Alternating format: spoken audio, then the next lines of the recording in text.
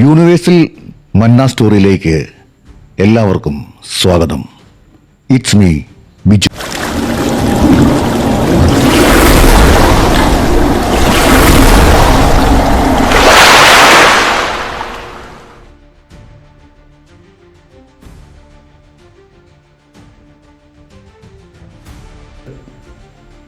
അതിഭയങ്കരനായ ഒരു കടുവ. അവൻ മനുഷ്യവർഗത്തോട് നിത്യ ശത്രുത പ്രഖ്യാപിച്ചുകൊണ്ട് നിരന്തരം നരനായാട്ട് നടത്തുന്നു. മൈസൂരിലെ ചാമരാജനഗർ സത്യമംഗലം റോഡ് വരെയും തെക്ക് നീലഗിരി വരെയും കിഴക്ക് ഡിംബം ഗ്രാമം വരെയും പടിഞ്ഞാറ് ബന്ദിപ്പൂർ വരെയുമുള്ള പ്രദേശത്തെ ജനങ്ങൾ ഈ നരഭോജിയുടെ ആക്രമണം ഭയന്ന് സദാ കിടുകിട വിറച്ചു കഴിയുന്ന കാലം. വാസ്തവം പറഞ്ഞാൽ ഈ കടുവയെ നരഭോജിയാക്കിയത് എൻ്റെ സുഹൃത്തും നായാട്ടുകാരനുമായ ഹഗ്ഗിയാണെന്ന് പറയാം. ഒരിക്കൽ മൂപ്പർ തൻ്റെ കൃഷിയിടത്തിലൂടെ നടക്കുകയായിരുന്നു. വയലിൽ ഒരിടത്ത് ഒരു കാട്ടുപന്നിയെ കടിച്ചു കീറി തിന്നുകൊണ്ട് നിൽക്കുന്ന ഭീകരരൂപിയായ ഒരു കടുവയെ കണ്ട് ഹഗ്ഗി നടുങ്ങിപ്പോയി. ഹഗ്ഗിയെ കണ്ടതും അവൻ അയാളുടെ നേർക്ക് ചാടി വീണു. സദാ കയ്യിൽ കരുതാറുണ്ടായിരുന്ന റൈഫിൾ കൊണ്ട് ഹഗ്ഗി അവൻ്റെ നേർക്ക് നിറയൊഴിച്ചു. കടുവയുടെ കാലിലാണ് വെടിയുണ്ട കയറിയത്. പിന്നെ ആക്രമിക്കാൻ നിൽക്കാതെ അവൻ ഓടിമറഞ്ഞു. പക്ഷേ അതോടെ അവൻ മനുഷ്യവർഗത്തിൻ്റെ പ്രഖ്യാപിത ശത്രുവായി മാറി. കോയമ്പത്തൂർ ജില്ലയുടെ വടക്കൻ അതിർത്തി ഗ്രാമമായ മുടിയന്നൂരിൽ വെച്ചാണ് ഈ ഏറ്റുമുട്ടൽ ഉണ്ടായത്. മുറിവേറ്റ കടുവ പിന്നെ പ്രത്യക്ഷപ്പെടുന്നത് മുടിയന്നൂരിൽ നിന്നും 6-7 മൈൽ അകലെയുള്ള തലൈവടിയിലാണ്. ഒരു തീറാധാരം രജിസ്റ്റർ ചെയ്യാൻ തലൈമലയിൽ നിന്നും വന്ന ഒരു നിർഭാഗ്യവാനാണ് ആദ്യമായി നമ്മുടെ കഥാനായകന്റെ ഇരയായത്. പക്ഷേ പോലീസ് ധരിച്ചത് അയാളുടെ ഒപ്പം വന്ന സുഹൃത്ത് പണം തട്ടിയെടുത്തിട്ട് കൊന്നതാണെന്നായിരുന്നു. എങ്കിലും പിന്നീട് നടന്ന അന്വേഷണത്തിൽ അയാൾ കൊല്ലപ്പെട്ടത് കടുവയുടെ ആക്രമണം മൂലമാണെന്ന് തെളിഞ്ഞു. ഏതാണ്ട് 1 മാസം കഴിയും മുൻപ് അടുത്ത കൊല നടന്നു. നീലഗിരി ജില്ലയിൽ തന്നെയുള്ള നഗലൂർ ഗ്രാമത്തിൽ വെച്ച് ഒരു പാവം ഗ്രാമീണൻ കടുവയുടെ ആക്രമണത്തിൽ മരിച്ചതായി വാർത്ത വന്നു. അത് വയനാട്ടിലെ സുൽത്താൻ ബത്തേരിയിലേക്കുള്ള റോഡരികിൽ വെച്ചായിരുന്നു. ഒരു വൃദ്ധനും അയാളുടെ 2 ആൺമക്കളും ഒന്നിച്ച് ആ വഴി വരികയായിരുന്നു അത്രേ. തലൈമലയിൽ നിന്നും നഗലൂരിലേക്കായിരുന്നു മൂവർ സംഘത്തിന്റെ യാത്ര.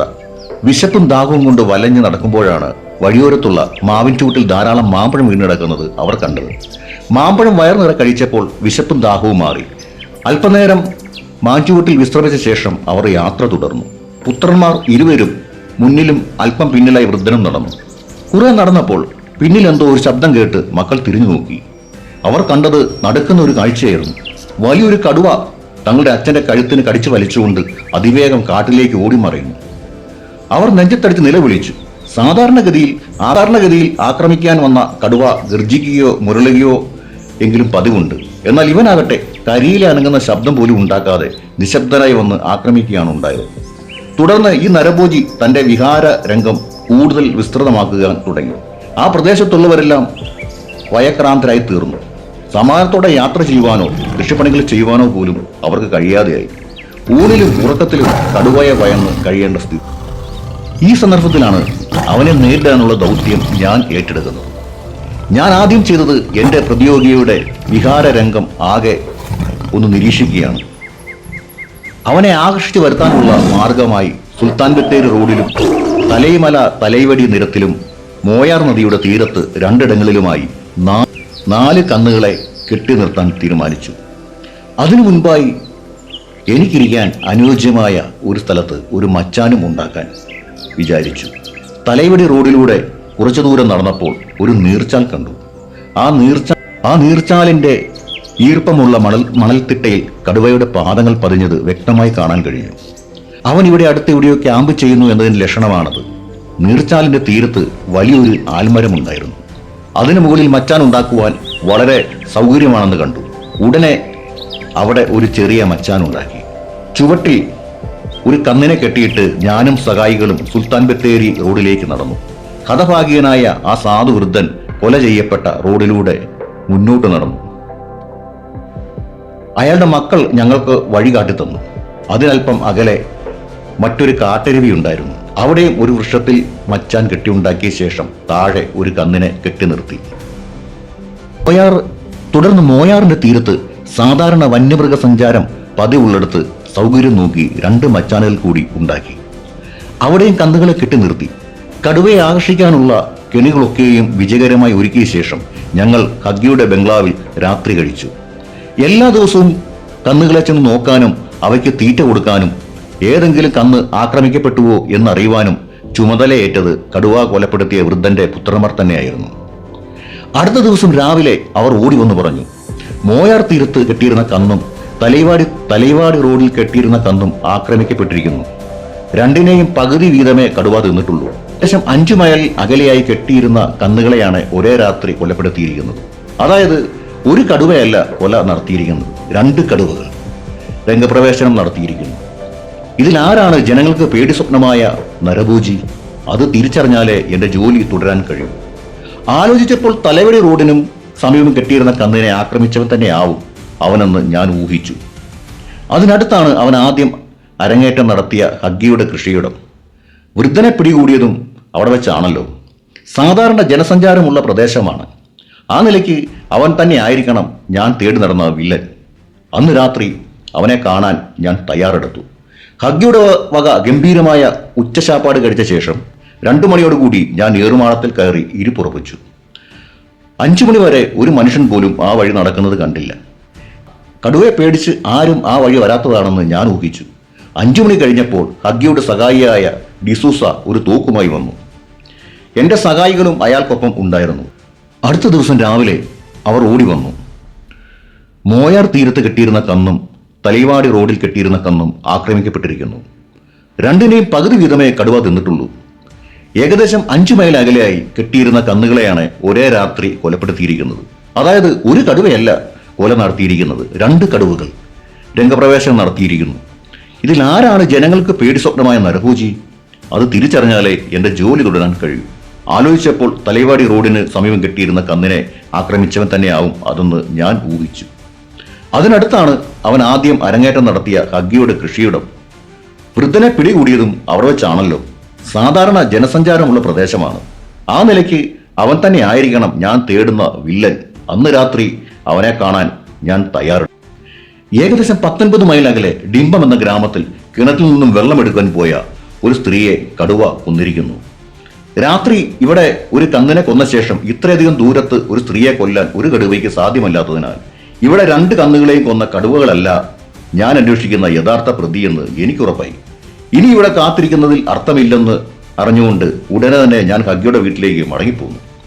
അവിടെ നിന്ന് പിറ്റേന്ന് ഹഗ്ഗിയോട് വിവരം പറഞ്ഞ ഒരു സ്റ്റുഡിബേക്കർ കാറിൽ ഞാനും അനുയായികളും കൂടി ഡിംബം ഗ്രാമത്തിലേക്ക് യാത്രയായി.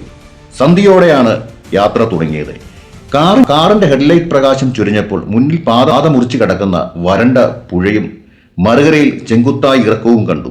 പെടുന്നനെ പാറയ്ക്ക് കുറുകെ ഒരു പറ്റം നിൽക്കുന്നത് കാണാനായി. ലൈറ്റ് ചെന്ന് വീണപ്പോൾ അവയുടെ കണ്ണുകൾ ചെറുപന്തങ്ങൾ പോലെ ജ്വലിച്ചു. കാറിന്റെ ശബ്ദം കേട്ട് പോത്തുകൾ 4 പാടും ഓടിയെങ്കിലും അവരുടെ നേതാവ് അങ്ങനെ പിൻവാങ്ങാൻ തയ്യാറല്ലായിരുന്നു. അവൻ തലയുയർത്തി യുദ്ധത്തിന് തയ്യാറായി കൊണ്ട് തറയിൽ ശക്തിയായി മാന്തിക്കൊണ്ടുള്ള ആ നിൽപ്പത്ര പന്തിയല്ല എന്ന് അപകടകാരിയാണെന്നും ഞാൻ ഊഹിച്ചു. സാധാരണഗതിയിൽ മനുഷ്യരെ കണ്ടാൽ കാട്ടുപോത്തുകൾ ഓടിമറയുകയാണ് പതിവ്. എന്നാൽ അവൻ പതിവ് തെറ്റിക്കാൻ തന്നെയാണ് ഭാവം. ഞാൻ ആകെ ചിന്താക്കുഴപ്പത്തിലായി. അവനെ വെടിവെക്കാൻ എനിക്ക് ഉദ്ദേശമില്ല. എന്നാൽ എൻ്റെ തന്മനസ് അവൻ തിരിച്ചറിയണമെന്നും ഇല്ല. ഓടി വന്ന് എൻ്റെ കാർ കുത്തിമറിച്ചിട്ടാൽ എൻ്റെ കാറും പോവും. ഞങ്ങളിൽ ചിലർക്ക് അപകടമുണ്ടാവും. ഒരിക്കൽ ഒരു ട്രക്ക് കുത്തിമറിച്ചിടുന്ന ഒരു കാട്ടുപോത്തിനെ ഞാൻ കണ്ടിട്ടുണ്ട്. അന്ന് ആ ട്രക്കിലുണ്ടായിരുന്ന 3 പേരാണ് മരിച്ചത്. അതുപോലെ ഒരു പരീക്ഷണത്തിന് ഞാൻ തൽക്കാലം നിൽക്കാനില്ല. പെട്ടെന്ന് എനിക്കൊരു ആശയം തോന്നി. എൻ്റെ കാറിൻ്റെ ഹോൺ മുഴക്കി. പഴയ ക്ലാക്സൺ ഹോണാണ്. മുൻപ് ഇതേ ഹോൺ മുഴക്കി കാട്ടാനകളെ ഞാൻ വിരട്ടി ഓടിച്ചിട്ടുണ്ട്. പിന്നെയാണോ ഇവൻ? ക്ലാക്സന്റെ അതേ അതിപുരാതനമായ പോർവിളി കേട്ട് പാവം കാട്ടുപോത്ത് വിരണ്ടുപോയി. ഇതെന്ത് ഭീകരജീവിയാണെന്ന് അമ്പരന്ന് അവൻ അടുത്തുള്ള മുളങ്കാട്ടിലേക്ക് ഓടിമറഞ്ഞു. ആവു, സമാധാനമായി. ഒരു നിരപരാധിയെ കൊല്ലാതെ സ്വന്തം ജീവൻ രക്ഷിച്ചെടുക്കാൻ കഴിഞ്ഞതിൻ്റെ സന്തോഷത്താൽ ഞങ്ങൾ മുന്നോട്ട് നീങ്ങി. പിന്നെ വഴിയിൽ കണ്ടത് പരമസാത്വികരായ മാനുകളെയും മറ്റുമാണ്. അപകടമൊന്നും കൂടാതെ ഞങ്ങൾ രാത്രി 8 മണിയോടെ ഡിംബം ഗ്രാമത്തിൽ എത്തിച്ചേർന്നു. വനം വകുപ്പിൻ്റെയും പോലീസിൻ്റെയും ഓഫീസുകൾ ഒഴികെ മറ്റ് സ്ഥാപനങ്ങളൊന്നും ഗ്രാമത്തിൽ ഇല്ല. എന്നാലും അവിടെ ഒരു റെസ്റ്റ് ഹൗസ് ഉണ്ടായിരുന്നു. അതെനിക്ക് വലിയ ആശ്വാസമായി. പൊതുവെ ദരിദ്രങ്ങളായ കുറെ കുടിലുകളിൽ മാത്രമുള്ള ആ പ്രദേശത്ത് അല്പം ഭേദപ്പെട്ട ഒരു കെട്ടിടമുണ്ട്. അതൊരു മലബാർ മാപ്പിളയുടെ വക ചായക്കടയും ഹോട്ടലുമായിരുന്നു. നമ്മുടെ മാപ്പിള കച്ചവടത്തിലും ദാമ്പത്യത്തിലും ഒരുപോലെ ഉഷാറാണ്. 3 സുന്ദരികളാണ് അദ്ദേഹത്തിന്റെ ബീവിമാരായിട്ടുള്ളത്. ചായക്കടയിലെ സർവ്വ പണികളും ഈ ബീവിമാർ ചെയ്തുകൊള്ളും എന്നതാണ് മറ്റൊരു വലിയ ഗുണം. 10-16 മൈൽ അകലെയുള്ള സത്യമംഗലത്ത് നിന്നും ലോറി ഓടിച്ചെത്തുന്ന ഡ്രൈവർമാരും ക്ലീനർമാരുമാണ് മാപ്പിളയുടെ സ്ഥിരം പറ്റുപടിക്കാർ. നല്ല ചൂടുള്ള കാപ്പിയും ചായയും കുടിച്ച് ക്ഷീണമകറ്റി അവർ യാത്ര തുടരും. ഉച്ചസമയത്താണെങ്കിൽ ഊണും കിട്ടും. ഒപ്പം കിതച്ചെത്തുന്ന ലോറിയുടെ റേഡിയേറ്റർ തണുപ്പിക്കാനുള്ള തണുത്ത വെള്ളവും അടുത്തുള്ള കിണറ്റിൽ നിന്ന് എടുക്കാം. ഞാൻ ഗസ്റ്റ് ഹൗസ് ആകെ നോക്കിക്കണ്ടു. 1000 അടി താഴെയുള്ള താഴ്വര കാണാവുന്ന വിധം നിലനിൽക്കുന്ന കോട്ടയുടെ പാർശ്വഭാഗത്താണ് ഗസ്റ്റ് ഹൗസ് നിർമ്മിച്ചിട്ടുള്ളത്. അടിവാരത്ത് നിബിഡമായ കൊടുങ്കാടാണ്. ആ വനത്തിലൂടെ വളഞ്ഞു പുളഞ്ഞു പോകുന്ന റോഡ് അവസാന കൃഷിസ്ഥലങ്ങളിലേക്ക് പ്രവേശിക്കുന്ന കാഴ്ച മനോഹരം തന്നെ. ഈ റോഡിലൂടെ സഞ്ചരിക്കുന്നവർക്ക് പകുതി വഴി പിന്നിടുമ്പോൾ സത്യമംഗലം ഗ്രാമം കാണാം. ഒപ്പം തെക്കു പടിഞ്ഞാറായി കോയമ്പത്തൂർ നഗരത്തിന്റെ വിദൂര ദൃശ്യവും ലഭിക്കും. കോയമ്പത്തൂരിലെ ആലക്തിക ദീപങ്ങൾ അനന്തവിദൂരയിൽ ചെല്ലുന്ന പ്രഭാപൂരമായി തോന്നും റെസ്റ്റ് ഹൗസിൽ നിന്നും നോക്കുമ്പോൾ. ഞാൻ വന്നത് പ്രകൃതി ഭംഗി ആസ്വദിക്കാനല്ലല്ലോ. എനിക്ക് നേരിടുവാനുള്ള കടുവയെക്കുറിച്ച് വല്ല വിവരവും കിട്ടുമോ എന്നറിയണം. അതിന് സ്ഥലത്ത് പ്രധാന വാർത്താവിതരണ കേന്ദ്രമായ മലബാർ മാപ്പിളയുടെ ചായക്കട തന്നെ ശരണം. ഞാൻ കാറിൽ കയറി അങ്ങോട്ട് തിരിച്ചു. അബ്ദുള്ള കുഞ്ഞ് എന്നാണ് കടയുടമയുടെ പേര്. ഞാൻ മുൻപും ഹഗ്ഗിയുടെ കൃഷിസ്ഥലത്ത് വന്നിട്ടുള്ളപ്പോൾ ഇയാളുമായി പരിചയപ്പെട്ടിട്ടുണ്ട്. എന്നെ കണ്ടപ്പോൾ അയാൾ ചിരിച്ച് പരിചയം പുതുക്കി. ലോഹി വർത്തമാനങ്ങൾക്ക് ശേഷം ഞാൻ കഥാനായകനെ കുറിച്ച് ചോദിച്ചു. വാചാലനായ അബ്ദുള്ള കുഞ്ഞ് ഉടനെ ഉറക്കെ പറയുവാൻ തുടങ്ങി. എന്റെ സാറേ, അവൻ ഇവിടെ തന്നെയുണ്ട്.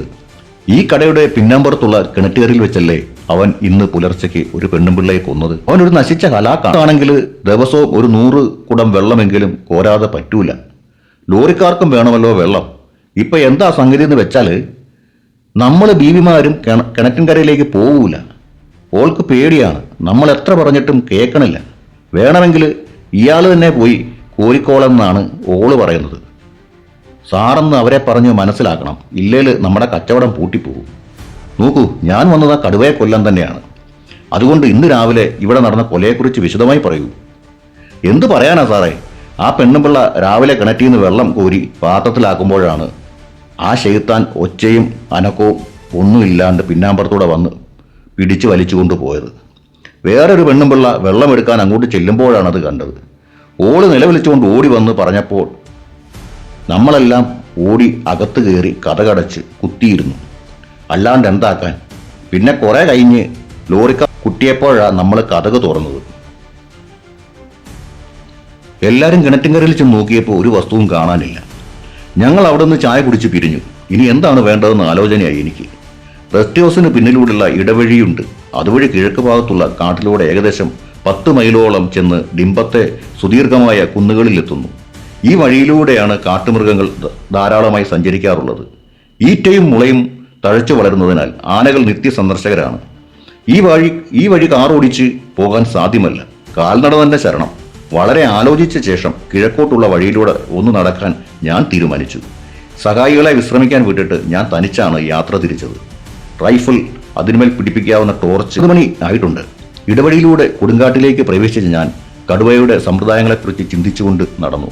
ഇന്ന് രാവിലെ പിടികൂടിയ സ്ത്രീയെ വലിച്ചുകൊണ്ട് അവൻ എത്ര ദൂരം കാട്ടിലേക്ക് പോയിരിക്കും? സാധാരണഗതിയിൽ 1/2 മൈലിനപ്പുറം പോകാറില്ല. ആ മൃതദേഹം മുഴുവനും ഒറ്റയടിക്ക് അവൻ തിന്നുകയുമില്ല. പകുതിയെങ്കിലും മാംസം ബാക്കി വെച്ചിട്ടുണ്ടാവും. അങ്ങനെയെങ്കിൽ അത് തിന്നാനായി രാത്രി അവൻ വീണ്ടും വരും. ഏതു നിമിഷവും ഞാൻ അവന്റെ മുന്നിൽ ചെന്ന് പെടാൻ ഇടയുണ്ട്. ഇനി അഥവാ അവൻ ബാക്കിയായ മാംസം തിന്നു പോയിട്ടുണ്ടെങ്കിൽ തന്നെ നേരെ പോവുക വെള്ളം കുടിക്കാനാവും. അതാണ് കടുവയുടെ രീതി. ഇവിടെ അടുത്ത് തന്നെ ഒരു കുളമുണ്ട്. അല്പം കൂടി അകലെ തലൈവാടി റോഡിനെ മുറിച്ച് കടന്നു വരുന്ന കാട്ടു ചോലയുമുണ്ട്. അതുപോലെ തന്നെ 2 മൈൽ അകലെയായി മൈസൂർ റോഡിനെ മുറിച്ച് കിടക്കുന്ന മറ്റൊരു അരുവിയുമുണ്ട്. ഈ 3 ജലസ്രോതസ്സിലേക്ക് എവിടെ പോകാനും അവന് സ്വാതന്ത്ര്യമുണ്ട്. ഇപ്രകാരം ചിന്തിച്ചു നടന്ന ഞാൻ ഒരു കുളക്കരയിൽ എത്തിച്ചേർന്നു. ടോർച്ചടി നോക്കിയപ്പോൾ കുളത്തിൽ വെള്ളം കുടിക്കാനെത്തിയ മാനുകളെയാണ് ഞാൻ കണ്ടത്. പെട്ടെന്ന് ഞാൻ ടോർച്ച് അണച്ചു. വെളിച്ചം കണ്ടാൽ അവ പരിഭ്രമിച്ച് 4 പാടും പായും. അത് കടുവയ്ക്ക് ഒരു സിഗ്നലാവാൻ ഇടയുണ്ട്. അവൻ ഓടി മാറിയേക്കും. ഏതായാലും മാനുകൾ ബഹളം കൂട്ടാതെ ശാന്തരായി മടങ്ങിപ്പോകുന്നത് വരെ ഞാൻ അത് കണ്ടു നിന്നു. അവ പോയി കഴിഞ്ഞപ്പോൾ കാടാകെ കനത്ത നിശബ്ദതയിലേക്ക് കണ്ടു. ഒരു ചീവീടിന്റെ കരച്ചിൽ പോലും കേൾക്കാനില്ല. ഭയാനകരമായ ആ നിശബ്ദത കാടിന്റെ വന്യ ഭീകരത വർദ്ധിപ്പിച്ചു. മാനുകൾ ഏറെ ദൂരത്തായി എന്നുറപ്പായപ്പോൾ ഞാൻ ടോർച്ച് തെളിച്ചു മുന്നോട്ട് നടന്നു. കുളത്തിനോട് കുറെ കൂടി അടുത്തപ്പോൾ വെള്ളം ഇളകുന്ന ശബ്ദം കേട്ടു. ശ്രദ്ധിച്ചപ്പോൾ ഒരാന നീരാട്ട് നടത്തുകയാണ്. സാധാരണഗതിയിൽ ആനയുടെ കുളി അത്ര വേഗമൊന്നും അവസാനിക്കുകയില്ല. നാം മനുഷ്യരെപ്പോലെ തന്നെ നീന്തി തുടിച്ചും വെള്ളം കോരി തെറിപ്പിച്ചും അങ്ങനെ മണിക്കൂറുകളോളം അവൻ്റെ പള്ളിനീരാട്ട് തുടരും. എനിക്കാണെങ്കിൽ അത് കാത്തു നിൽക്കുവാനുള്ള സമയവുമില്ല. അവനെ അവഗണിച്ച് മുന്നോട്ട് കയറിപ്പോകാമെന്ന് വിചാരിച്ചാൽ അതും അപകടമാണ്. അവനത് ഗന്ധം കൊണ്ടറിയും, ചിലപ്പോൾ കണ്ടെന്നുമിരിക്കും. മനുഷ്യ സാന്നിധ്യം മണത്തറിയാനുള്ള ആനയുടെ വൈഭവം പ്രസിദ്ധമാണല്ലോ. അങ്ങനെ സംഭവിച്ചാൽ ഒന്നുകിൽ അവൻ എന്നെ ആക്രമിക്കാൻ ഓടിവരും, അല്ലെങ്കിൽ പരിഭ്രമിച്ച് ചിഹ്നം വിളിച്ച് ഓടും. രണ്ടായാലും ഈ ഭാഗത്ത് എവിടെയെങ്കിലും ഞാൻ അന്വേഷിച്ച് നടക്കുന്ന കടുവയുണ്ടെങ്കിൽ അവൻ അപകടം മണത്തറിഞ്ഞ് ഓടി രക്ഷപ്പെടും. അതെനിക്ക് അനുവദിച്ചുകൂടാ. അവനെ പ്രകോപിക്കാതെ കുളത്തിൽ നിന്നും കയറി വിടാൻ എന്ത് വഴിയെന്ന് ആലോചിച്ചപ്പോൾ എനിക്കൊരു സൂത്രം തോന്നി. കുളക്കരയിൽ തഴച്ചു നിൽക്കുന്ന മുളങ്കാടിന് മുകളിലേക്ക് ഞാൻ ടോർച്ചടിച്ചു. അപ്രതീക്ഷിതമായി കണ്ട ആ വെളിച്ചം അവനെ ഭയപ്പെടുത്തി. പെട്ടെന്ന് അവൻ കുളി മതിയാക്കി കരയിലേക്ക് കയറി നടന്നു പോകുന്ന ശബ്ദം ഞാൻ കേട്ടു. പിന്നെ കുറെ അകലെ മരച്ചില്ലകൾ വലിച്ചൊടിക്കുന്നതാണ് കേട്ടത്. അവൻ എന്നിൽ നിന്നും സുരക്ഷിതമായ ദൂരത്തിലാണെന്നറിഞ്ഞപ്പോൾ ഞാൻ പിന്നെയും നടന്ന് ഞാൻ കുളത്തിനടുത്തെത്തിയപ്പോൾ പോക്രോം പ്രോക്രോം എന്ന് ഉറക്കെ വിളിച്ചുകൊണ്ട് അനേകം തവളകൾ വെള്ളത്തിലേക്ക് എടുത്തു ചാടി. എനിക്ക് അത്ഭുതം തോന്നി. ആന പോലും അറിയാതിരുന്ന എന്റെ സാന്നിധ്യം ഈ തവളക്കുട്ടന്മാർ എങ്ങനെ അറിഞ്ഞിരിക്കുന്നു? കുളക്കരയിൽ എവിടെയെങ്കിലും കടുവ വെള്ളം കുടിക്കാൻ എത്തിയിട്ടുണ്ടെങ്കിൽ തന്നെ തവളകളുടെ ഈ കൂട്ടക്കരച്ചിലും എടുത്തിയാട്ടവും കാണുമ്പോൾ ഒരജ്ഞാത ശത്രുവിന്റെ വരവുണ്ടെന്നറിഞ്ഞ് കടുവ രക്ഷപ്പെടാനാണ് സാധ്യത. അങ്ങനെ ഞാൻ ചിന്തിക്കെ പെട്ടെന്ന് കുളത്തിന്റെ മറുകരയിൽ ഒരു കടുവ മുരളുന്ന ശബ്ദം കേട്ട് ഞാൻ നിശ്ചലനായി നിന്നുപോയി. ഞാൻ ടോർച്ച് പ്രകാശിപ്പിച്ച് നോക്കി, ഒന്നും കാണാനില്ല. ആ മുരളച്ചയും പിന്നെ കേട്ടില്ല. അവൻ മറഞ്ഞു കഴിഞ്ഞു. പക്ഷെ എങ്ങോട്ട് പോയി? എങ്ങും പോയിരിക്കണമെന്നില്ല. ഇവിടെ എവിടെയോ അവൻ മറഞ്ഞിരിപ്പുണ്ടാവും. ടോർച്ച് മിന്നുന്നത് കണ്ടപ്പോൾ അവൻ ശത്രു സാന്നിധ്യം മനസ്സിലാക്കി. ഇനി അവൻ ശബ്ദം ഉണ്ടാക്കുകയില്ല. മറഞ്ഞു നിന്ന് ആക്രമിക്കാനായിരിക്കും ശ്രമിക്കുക. ഞാൻ എൻ്റെ നിലപാടൊന്ന് വിലയിരുത്തി. എൻ്റെ പുറംഭാഗം സുരക്ഷിതമാണ്. കാരണം അവിടെ നിന്ന് വെള്ളം നീന്തി വേണം അവൻ എൻ്റെ അടുത്തേക്ക് വരാൻ. അതൊരിക്കലും ഒരു കടുവ ചെയ്യുകയില്ല. എന്നാൽ കുളക്കരയിലൂടെ കറങ്ങി വന്ന് പിന്നിൽ നിന്നോ വശങ്ങളിൽ കൂടിയോ അവൻ എന്നെ ആക്രമിക്കാൻ ഇടയുണ്ട്. എൻ്റെ പിന്നിലുള്ള പാതയുടെ എതിർവശത്ത് തഴച്ചു വളരുന്ന കുറ്റിക്കാടാണ്. അതിലൂടെ വരാനാണ് കൂടുതൽ സാധ്യത. ഇനിയിപ്പോൾ ഒന്നേ ചെയ്യാനുള്ളൂ. ഞാൻ വേഗം കുളത്തിലേക്ക് ഇറങ്ങി. അത്ര ആഴമുള്ള കുളമല്ലത്. ഞാൻ അതിൻ്റെ മധ്യഭാഗത്തെത്തി നിലയുറപ്പിച്ചു. എത്ര കടുപ്പക്കാരനായ നരഭോജിയാണെങ്കിലും വെള്ളത്തിലിറങ്ങി കടുവ ആക്രമിക്കാറില്ല. അഥവാ അതിനവൻ തുനിഞ്ഞാൽ തന്നെ എൻ്റെ അടുത്തെത്തും മുമ്പേ അവൻ്റെ കഥ ഞാൻ കഴിച്ചിരിക്കും. അങ്ങനെ മുട്ടറ്റം വെള്ളത്തിൽ ഞാൻ നിൽക്കുമ്പോൾ പാതയ്ക്ക് പിന്നിലായി കുറ്റിക്കാട്ടിൽ നിന്നും കടുവയുടെ മുരളിച്ച വീണ്ടും കേട്ടു. ഞാൻ കുളത്തിലേക്ക് ഇറങ്ങാതെ അവിടെ തന്നെ നിന്നിരുന്നെങ്കിൽ ഇപ്പോൾ അവൻ്റെ വായിലാകുമായിരുന്നു എൻ്റെ കഴുത്ത്. വെള്ളത്തിലിറങ്ങി നിൽക്കാൻ തോന്നിയത് കൊണ്ട് ഭാഗ്യം. അവനിപ്പോൾ ശരിക്കും എവിടെയായിരിക്കും നിൽക്കുന്നത്? ഏതു നിമിഷവും അവൻ എൻ്റെ നേർക്ക് ചാടുക. ഒരു അസാധാരണ കടുവയല്ല അവൻ. മനുഷ്യകുലത്തോട് നിത്യശത്രുത പ്രഖ്യാപിച്ചിട്ടുള്ള ഒരു നരഭോജി കടുവയാണവൻ. ഇതൊക്കെ ആലോചിച്ചപ്പോൾ ഒരു നിമിഷം എൻ്റെ മനസ്സിലും അല്പം ഇടയിളക്കമുണ്ടായി. എന്തായാലും നേരിടാൻ ഞാൻ ഒരുങ്ങിത്തന്നെ നിന്നു. എന്നാൽ പിന്നീട് ഒരു അനക്കവും കേട്ടില്ല.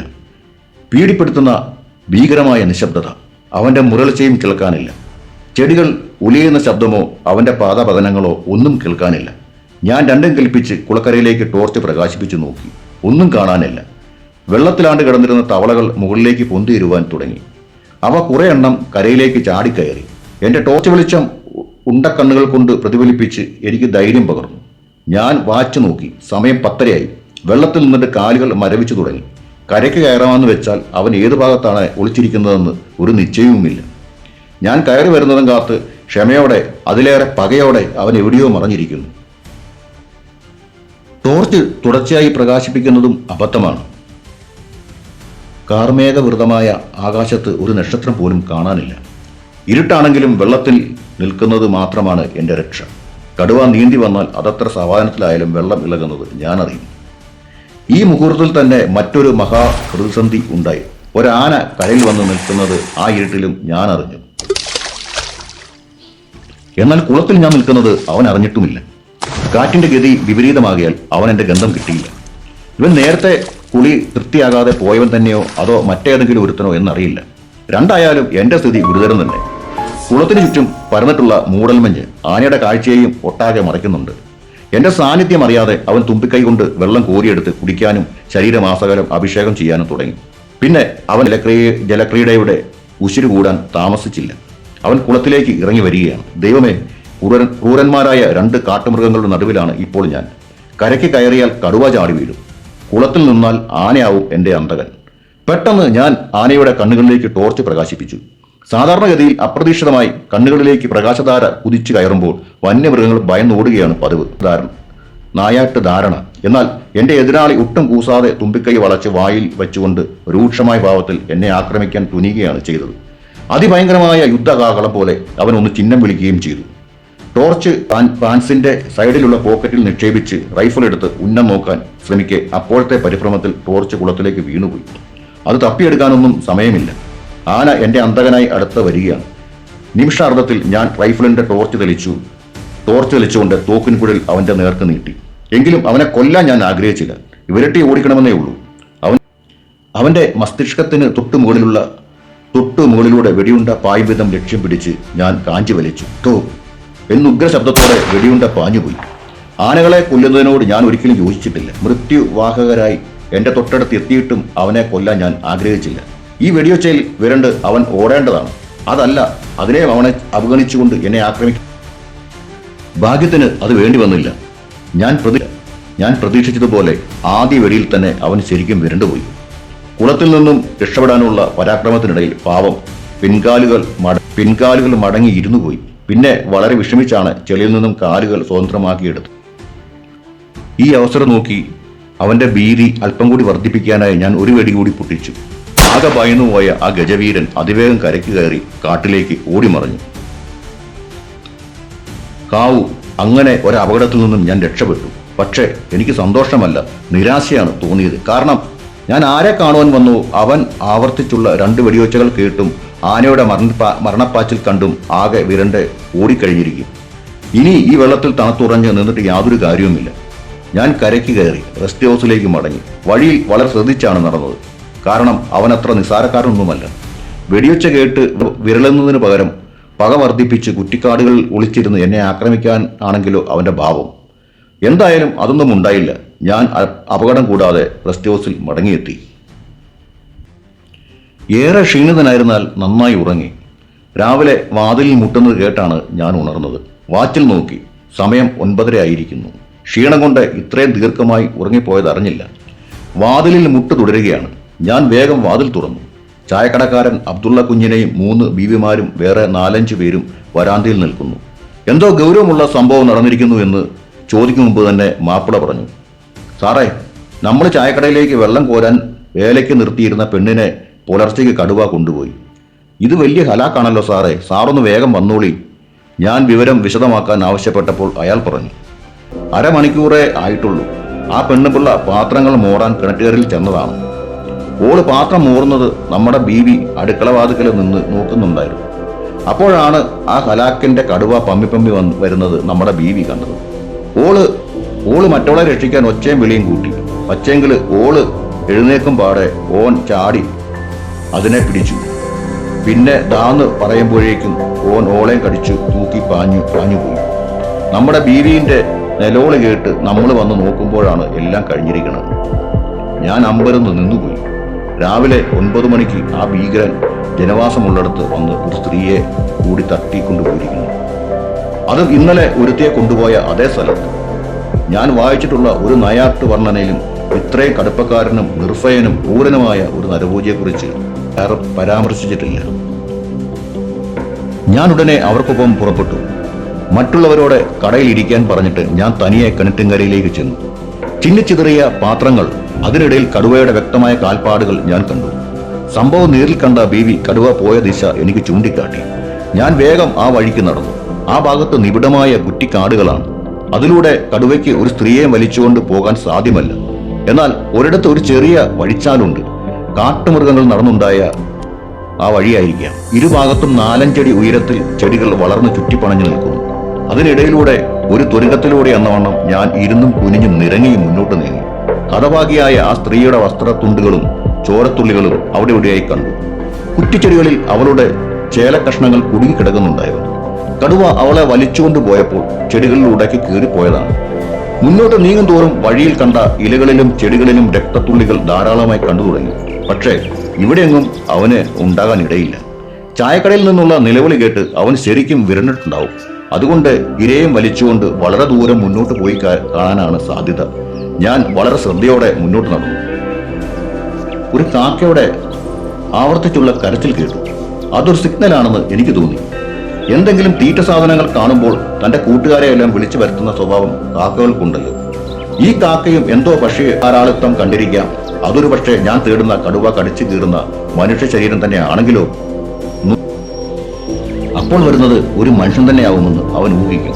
അതുകൊണ്ട് കാക്ക എന്നെ കാണാതിരിക്കാൻ പരമാവധി ശ്രദ്ധിച്ച് ഇലയനക്കം പോലും ഉണ്ടാക്കാതെ ശ്വാസം അടക്കി പിടിച്ച് ഞാൻ ഇഴഞ്ഞു നീങ്ങി. പെട്ടെന്ന് ശബ്ദങ്ങൾ നിലച്ചു. ഇപ്പോൾ അവൻ തീറ്റ നിർത്തിയതാണോ? എന്റെ സാന്നിധ്യം മനസ്സിലാക്കി ഇരയെ വിട്ട് എന്നെ പിടിക്കാൻ ഒരുങ്ങുകയാണ്. എന്റെ പിന്നിലൂടെ വന്നാൽ അവന് കാര്യങ്ങൾ എളുപ്പമാകും. വല്ലാത്തൊരു ക്രൂരമായ നിശബ്ദതയാണിപ്പോൾ എന്നെ വലയം ചെയ്തിരിക്കുന്നു. കാക്ക കരച്ചു നിർത്തിയിരിക്കുന്നു. എന്തോ സംഭവിക്കാൻ പോകുന്നുവെന്ന് എന്റെ മനസ്സു പറഞ്ഞു. അതാ കാക്ക ചിറകടിച്ചു പറന്നുപോകും. ഇപ്പോൾ എന്റെ സംശയം പൂർത്തിയായി. കടുവ എന്റെ സാന്നിധ്യം അറിഞ്ഞിരിക്കുന്നു. അവൻ തീറ്റ നിർത്തി എന്റെ നേർക്ക് വരികയാണോ? എന്നിൽ നിന്ന് രക്ഷപ്പെടാൻ ശ്രമിക്കുകയാണോ എന്നതേ ഇനി അറിയാനുള്ളൂ. ഞാൻ ആകെ തരിച്ചു നിൽപ്പാണ്. ശരിക്കും ഒരു ജഡം പോലെ വിറങ്ങലിച്ചു പോയി ഞാൻ.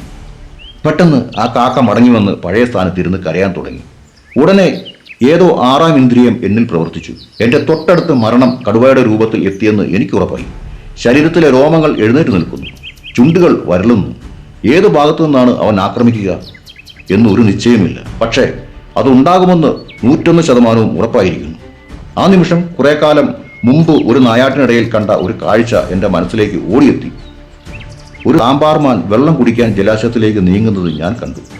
എന്നാൽ പെട്ടെന്ന് ഓട്ടം നിർത്തി ഒരു നിമിഷം ശ്രദ്ധിച്ച് അത് തിരിഞ്ഞ് ഇരട്ട വേഗത്തിൽ ഓടി. തൊട്ടു പിന്നാലെ ഒരു കടുവ പാഞ്ഞു വരുന്നതാണ് ഞാൻ കണ്ടത്. പക്ഷേ മാനിനെ പിടിക്കാൻ കടുവയ്ക്ക് കഴിഞ്ഞില്ല. ഇപ്പോൾ എനിക്ക് ആ മാനാണ് ഗുരു. അവന്റെ വഴിയാണ് എനിക്ക് സ്വീകാര്യം. ഞാൻ പെട്ടെന്ന് വന്ന വഴിക്ക് തിരിഞ്ഞോടി.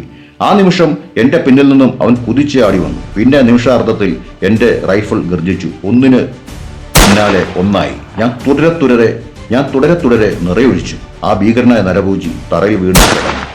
അവന്റെ മൃതദേഹം നോക്കി ഞാൻ നിൽക്കെ ഞാൻ ആലോചിച്ചു, തിരിഞ്ഞോടുന്നതിന് പകരം മുന്നോട്ടാണ് ഞാൻ ഓടിയിരുന്നെങ്കിൽ ഇവിടെ അവന്റെ മറ്റൊരു ആഹാരമായി ഞാൻ മാറുമായിരുന്നു. എന്തായാലും അനേകം മനുഷ്യരെ കാലുകുലുക്കി അയച്ച അവനെ ആഘോഷമായി തന്നെ യാത്രയച്ചതിൻ്റെ കൃതാർത്ഥതയോടെ ഞാനും മടങ്ങിപ്പോന്നു.